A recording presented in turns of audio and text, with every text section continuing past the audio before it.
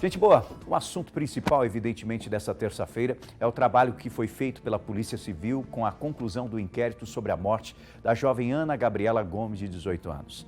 Um caso terrível que choca todos nós. Ela que foi assassinada no dia 16 de fevereiro e depois de ter sido golpeada com faca, ela teve o corpo incendiado na rua, assim, ó.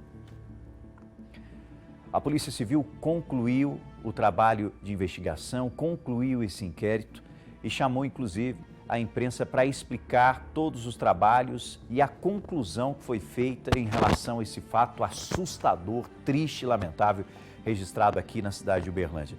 Tarcísio Duarte ao vivo no nosso Balão Geral, ao lado dele, Dr. Marcos Tadeu, chefe da Polícia Civil, para trazer todos os detalhes desse trabalho que foi feito pela polícia.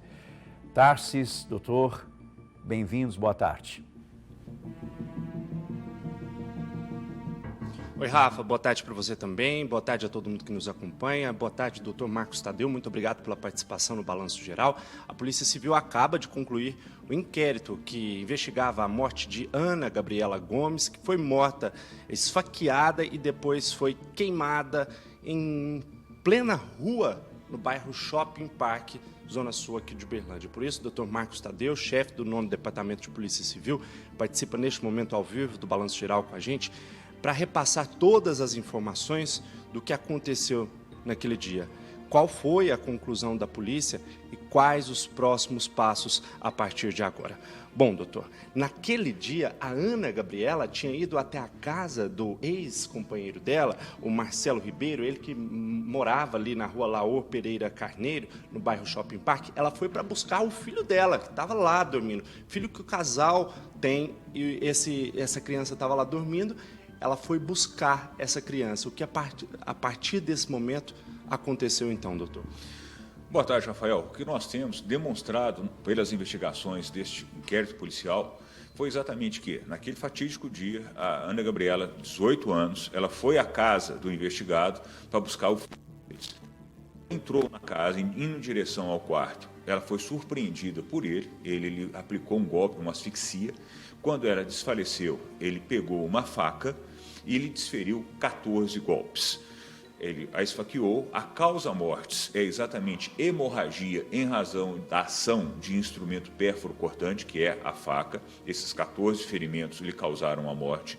Feito isso, ele a enrola num cobertor, leva para fora de casa, coloca num monte de entulhos e, posteriormente, ele acaba colocando fogo no corpo da vítima. Ele coloca fogo em conluio, em companhia de um amigo. Ambos responderão por ocultação de cadáver e ele, especificamente, vai responder por homicídio qualificado na modalidade feminicídio. Por que feminicídio? Porque os fatos se deram em razão de violência de gênero, especificamente pelo fato dela ser mulher e ele não se conformar com o final do relacionamento e até mesmo que ela teria um outro relacionamento. Isso, para ele, era o limite. Inclusive, algumas testemunhas nos narraram que ele estava até cantando uma música na hora, ele estava embriagado, inclusive, de que se ela não ficasse com ele, não ficaria com mais ninguém. Em que momento que ele cantava essa música, doutor? Quando estava colocando fogo no corpo da vítima. Nós temos essa narrativa de que ele teria cantado uma música que se ela não ficasse com ele, não ficaria com mais ninguém.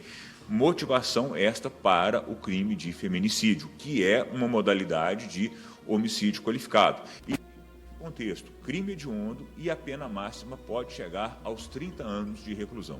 Muita gente pergunta nesse momento com relação às qualificadoras. Existe, doutor, feminicídio duplamente qualificado nesse caso? Não, veja bem, não existe a figura do homicídio duplamente, triplamente qualificado. A qualificadora é uma só, no caso específico, o feminicídio.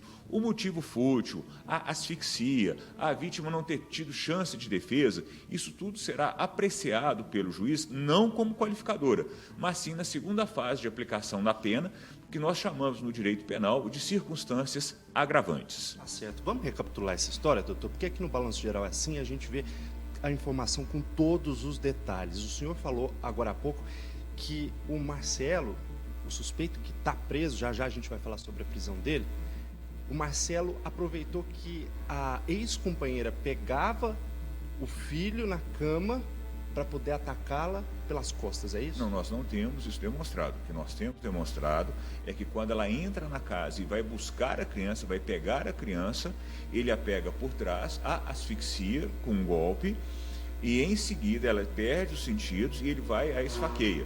O sangue encontrado na casa, não foi encontrado sangue na casa. Por quê?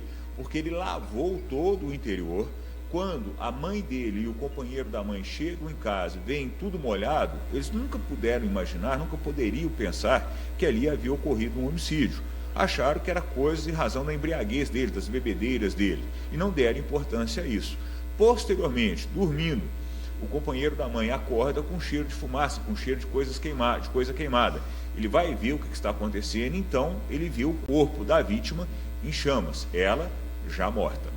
O Marcelo Ribeiro, então, o doutor acaba de confirmar para a gente, ele teria planejado tudo, ele esperou esse momento que a Ana Gabriela foi buscar o filho para poder atacá-la. Primeiro ele matou com 14 facadas, depois retirou o corpo do interior da residência, colocou na calçada com alguns entulhos ali por cima para poder esconder o corpo. Teve a ajuda de um amigo nesse momento, isso porque ele sabia que a mãe e o padrasto dele estavam prestes a chegar. Doutor, a participação desse amigo, como é que se deu? Como que esse amigo ajudou a esconder o corpo ali na calçada, na frente da própria casa, mas que com tanto entulho em cima, ninguém percebeu ali durante a madrugada?